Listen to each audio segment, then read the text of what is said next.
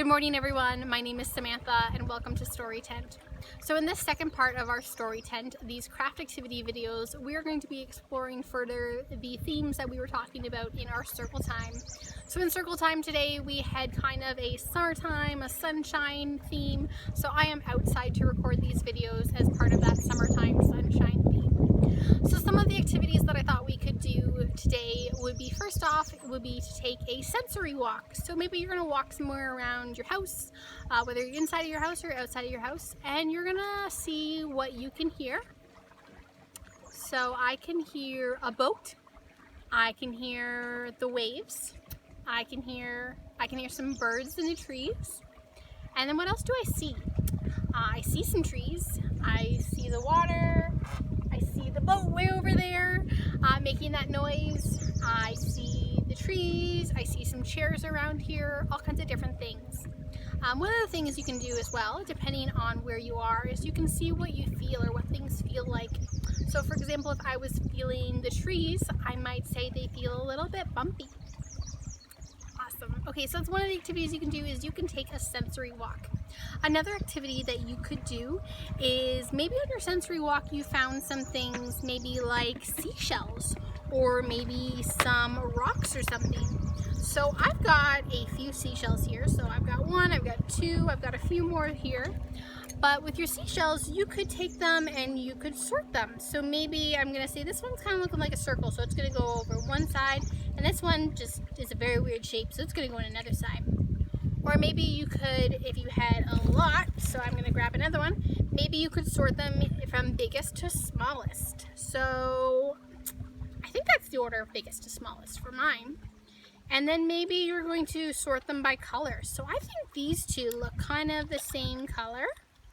And I think this one looks a different color. So that's going to be in a different pile for me. So those are some different things you could do by things that you have around the house, or maybe things that you go out and you find on your walk. You're going to sort those into different things. One of the other things that I thought would be really fun is if we were all together, we could have played with our parachute. Unfortunately, we're not all together though. So what I've done is I've got a towel here, and you can either grab a towel or a blanket or something like that, and you're going to need one other person, and you're going to shake, shake, shake as if we were shaking our parachute. And maybe you're going to grab a ball or something to put on top of your makeshift parachute, so something maybe like a beach ball if you have one, and you're going to see how high that you can shake that. That would be a really, really fun thing to do. One of the other things that you guys could do is you could sing some songs. So I am down by some water, and there's a whole bunch of different water songs, but the song that I am thinking of is the song Down by the Bay. And the song Down by the Bay has a lot of rhymes in it. So rhymes are really good for creating that phonological awareness, that ability to hear smaller sounds in words as we're learning to talk about different words and say different words. So I'm wondering, depending on your age, if you guys can create some rhymes for the song Down by the Bay. So if we were singing it, and in case you don't know it, I'm going to sing it for you. It goes, down by the bay, where the watermelons grow, back to my home, I dare not go, for if I do, my mother will say, did you ever see a bear combing his hair? Down by the bay. So you can insert other rhymes in that section where you say bear and hare. Maybe you're going to see a goat driving a boat or a duck driving a truck. All kinds of different rhymes that you can come up with and sing in that song. As well as if you're doing part of our early literacy bingo with the library, singing songs is one of the squares. So you could fill out a square for the bingo. Alright, so next up we are going to get to our craft section. So if you have a craft activity bag, the supplies will be in there for you to have and do those crafts.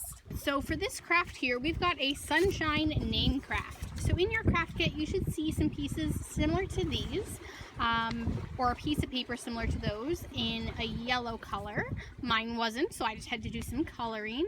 And with this one, we are going to make our name. So this was a good one to practice both learning our name and to practice those scissor skills.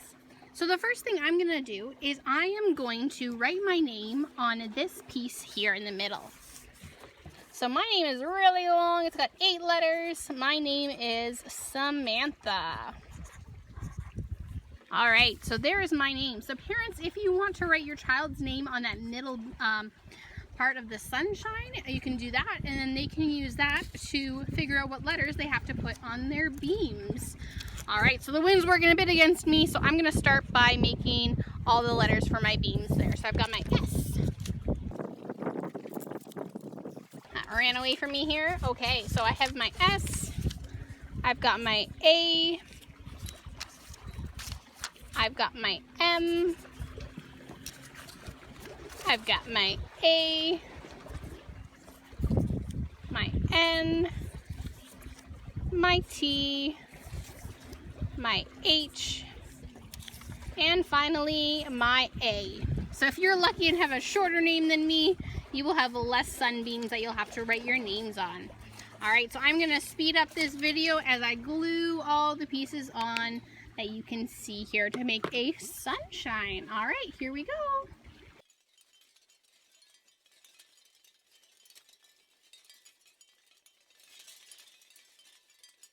So there is my sunshine name.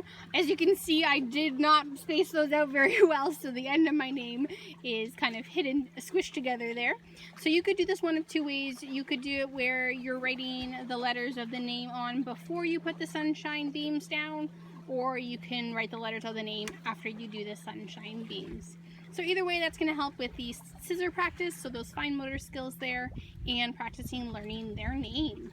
So the other fun thing that I thought we could do today is, maybe you're not getting out to the beach as much this year, but maybe you still want to build those sand castles at the beach. So another way that you could build a sand castle, but kind of without the sand, is you could grab some cardboard tubes, so whether toilet paper or paper towels, and you could build those so that you are making your own kind of castle with them. And you know, maybe you're putting something on top of it so that you have like a flag or something to go with it.